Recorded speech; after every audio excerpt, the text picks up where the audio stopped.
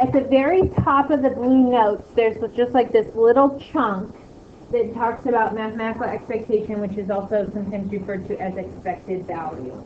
So you're going to be creating these probability distributions, and what you need to think about with the probability distribution is it's basically just a table.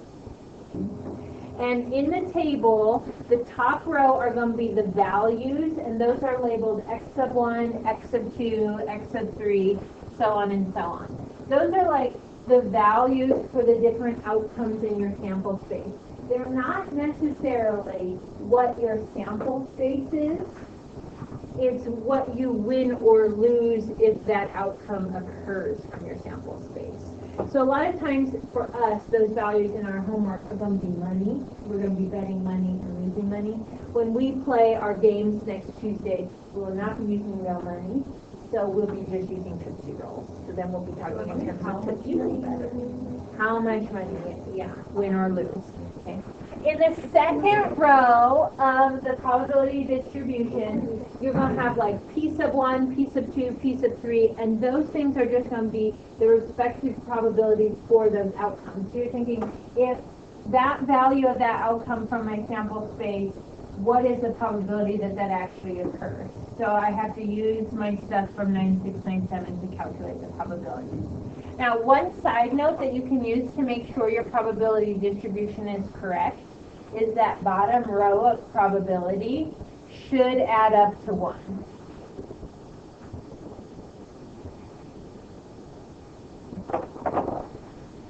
So we're going to include like all the probabilities, and notice that down here I talk about the x sub 1, x sub 2, x sub 3. These are winning, losing, and also breaking even. So I just want to clear up some things for us when we get into our examples. I consider breaking even to be separate from a win or a loss. If I win, I get more than I came with. If I lose and leave with less. If I go and I get back my wager, then I haven't won or lost anything. And so breaking even to me, just to kind of clear things up, it'll ask you in the next set of questions, like, what's the probability of winning and what's the probability of losing? It never asks you specifically what's the probability of breaking even. That is a possibility, but I would consider it separate from the win and the loss. Okay, now there is one other piece up there at the very top. You might want to star, circle, highlight, underline. The big takeaway that we're going to need for today is how do we actually calculate this expected value? Mathematical expectation is calculated by taking the probability times the value of the outcome, and you do that for each separate outcome, and then you add them all up. And then that value will be your expected value. We're going to start with our first example, which is going to the casino and playing a little bit of roulette. Okay, so you can kind of skim this as I read through. We're on the American roulette wheel. There's 38 slots numbered 1 through 36. There's also a 0 and a double 0. Half of the slots from 1 to 36 are red. So that means how many are red? 18. And the other half, 18, are black. Both the 0 and the double 0 are green. Suppose that a player, you, is going to place a simple $1 bet on red. If the ball lands in the red slot, then we get our original dollar back plus an additional $1. And if the ball lands in a different color slot, the player loses the dollar bet to the casino. So we lose. In this particular example, as you're reading through, there is no possibility of breaking even. Okay? I'm never going to get my money back and walk away. I either get my money back and win some extra money, or I lose my dollar completely. So, in terms of what we're betting on, what's the sample space for the possible outcomes? Red, black, green.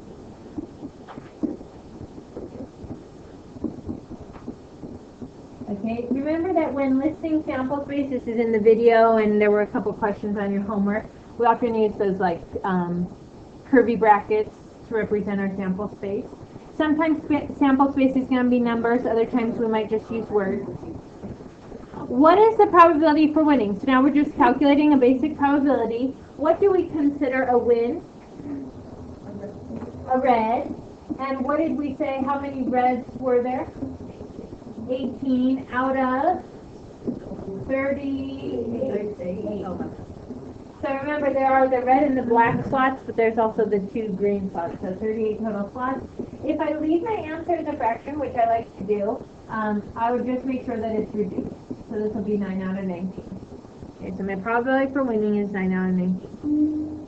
All right, what's the probability for losing? 20 out of 38. How did you guys get that? Okay, this one is black or green.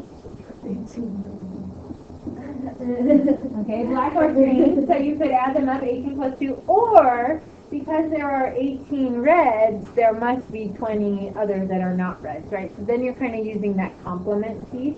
Do you have to simplify?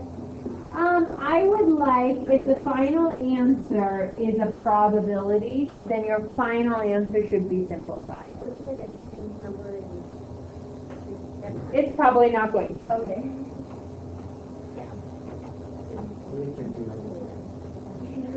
I just, on this one, I don't think these numbers terminate, don't terminate, and they don't repeat when you divide by 19. So I would not round them right now, because then you're going to severely change your mathematical expectations. So I would leave them as fractions if possible, but I would like them reduced. Good practice. Okay, now we're going to create the probability distribution. So remember, the probability distribution has 2 rows: value, probability.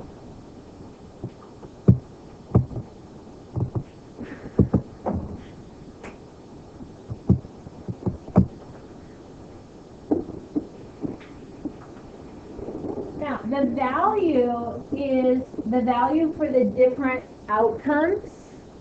And it's like the value in respect to you, the player. What are you going to walk away with in terms of your bet or your wager if these specific outcomes in the sample space occur? So the first list in our sample space is red. What's the value to me, the player, if it lands on red? $1, a positive $1. I'll get my wager back, so that's like breaking even. Then I get an extra $1, and so I'm winning $1. So one value is for my red outcome. I'm getting $1. And then for my black and green outcomes, those both have a value of negative $1. So I'll actually group those together as opposed to writing them separately because they have the same value. So even though there are 2 separate outcomes in the sample space, black and green produce the same value to me, the player, -1. So in my probability distribution, I only have 2 values, winning $1 and losing $1. Because when I read that problem, that's the only thing I can do. Okay, now put in the probabilities for each of those, which we've already calculated in this problem specifically. Probability of winning is 9 out of 19. Probability of losing is 10 out of 19. You'd have to be careful if you have, like in our next example, we're going to have some tiers of winning, where like one is better than another, but they're both considered wins. So when you calculate winning, they're together, but when you put them in the probability distribution, it's a separate and say different values. Calculate your mathematical expectation. That's your E of x that I had your star circle highlight at the top of your paper. And all you want to do is take your value times your probability and continue to add those products. So 1 times 9/19 minus, or sorry, I'm going to do plus -1 times 10/19. Now, some people may be able to say, I could get my expected value as a fraction here, -1 over 19. And this is pretty easy for me to do. But what I'm going to ask you to do now is, in terms of expected value, think about the value to you, the player. We're talking about dollars, right? So I want to know what -1/19 is for me, the player, in terms of my money. And I don't really know right off the bat. So type that into your calculator, and now would be an appropriate time to round. So you've calculated with exact numbers, 9/19 and 10/19. You get negative 1/19, or you just type it into your calculator. Negative 5.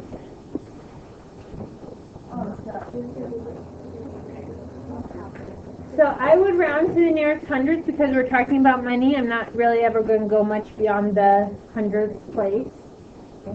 And this is something that's like a little bit different about the expected value. I mean, obviously if I go play the game once, I'm not going to make expected value. So if I play once, I can either get $1 or lose $1. So it's never going to be negative 5 cents. What this is saying is that if I played this game repetitively over the course of time, sometimes I'm going to win and sometimes I'm going to lose, eventually it's going to even out so that if I take my final cash out, divide it by all the times I played, it would be like I lost 5 cents a game, even though I'm losing $1 or gaining $1 each. So that's where you can apply that to number 6. If you play the game 100 times, how much money would you expect to win or lose? Take your expected value, multiply it by the number of times you play,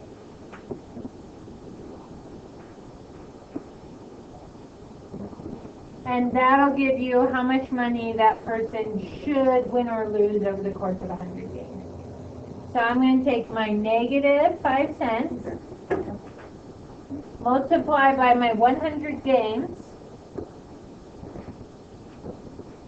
and I would expect to lose $5. So obviously, like as you're playing, sometimes you'll be ahead, and then sometimes you might drop below. And if you play 100 times, you're not necessarily guaranteed to lose only $5. Gracie could be having a really terrible day of luck. She could lose more than $5, right? Or Peyton might be having a super awesome day of luck, and then she'll leave with like all this money in her pocket. But if we were to play enough times, it's probably going to even out the theoretical probability. Any questions about that? Okay, I'm going to let you look at number 2 with your group, talk about it, answer questions. Remember that I don't consider breaking even to be winning or losing. I consider it to be something totally separate. So I would not include breaking even in my win or loss.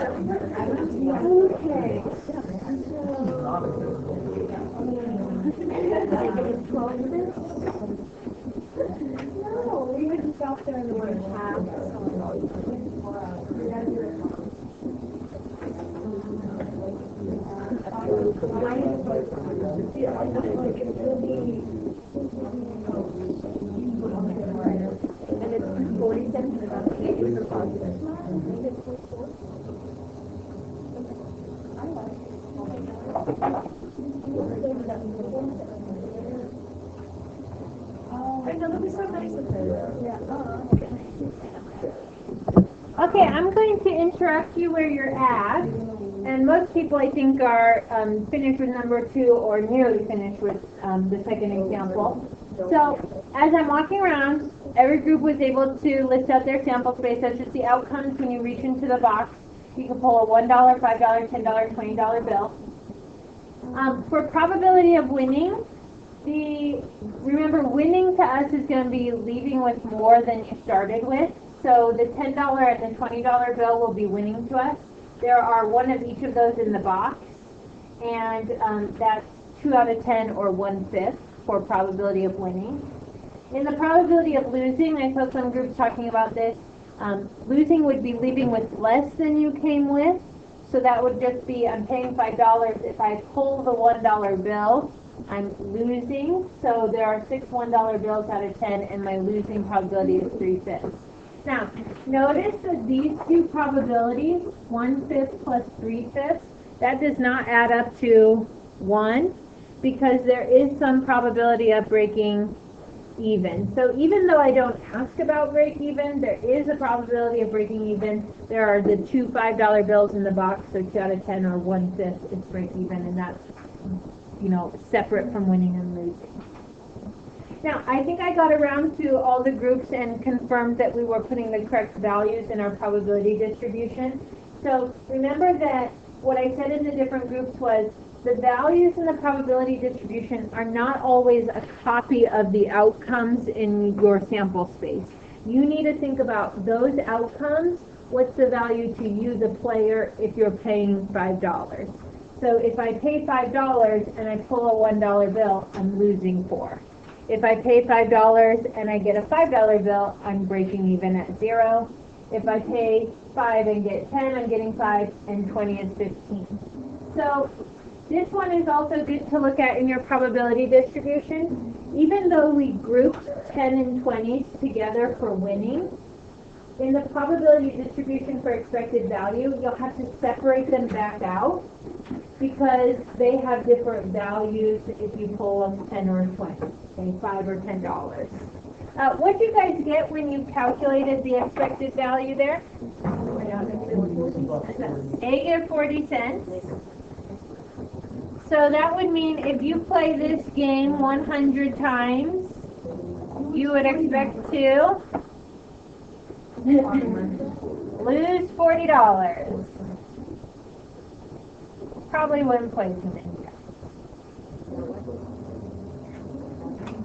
So the idea there is, sometimes you're going to be pulling the $1 and you're going to be losing 4. It's possible that every now and then you pull that 20 and you gain back 15. Okay, so you're going to have some wins and some losses. They're going to even out to about $40. Are we feeling comfortable with that? Okay. I'm going to pass out to you the homework assignment. And I want you to read the first game. It's called Low, Lower, Lowest. So I'm getting an idea of how it works. So I'm going to talk to you real quick about the sample space for that one, the handy method.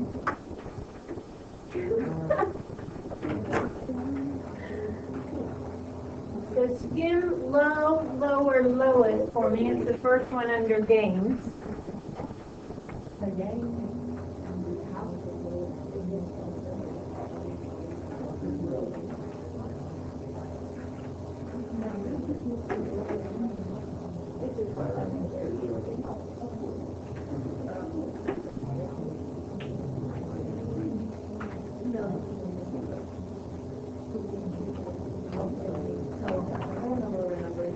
Okay, so there are 5 games listed here, and for each of the 5 games, you're going to do the same things we just did in our notes. That's numbers 1 through 6.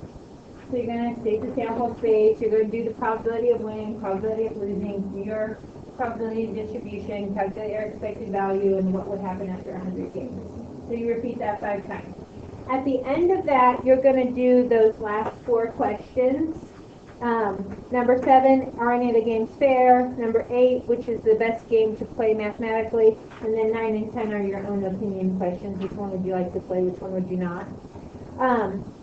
But I want to talk really quickly about this low, lower, lowest in terms of the sample space. Because in the sample space, you're going to have really 36 different outcomes. because each of you is rolling a die. The house rolls a die and then you roll a die. So one thing that would be super beneficial in this one for the sample space is think about it like the house roll and the player roll. So I'm going to do the house first. What are the outcomes for the house? 1, 2, 3, 4, 5, 6. After the house rolls, I have to roll a die. What are the outcomes for me? 1 through 6, right?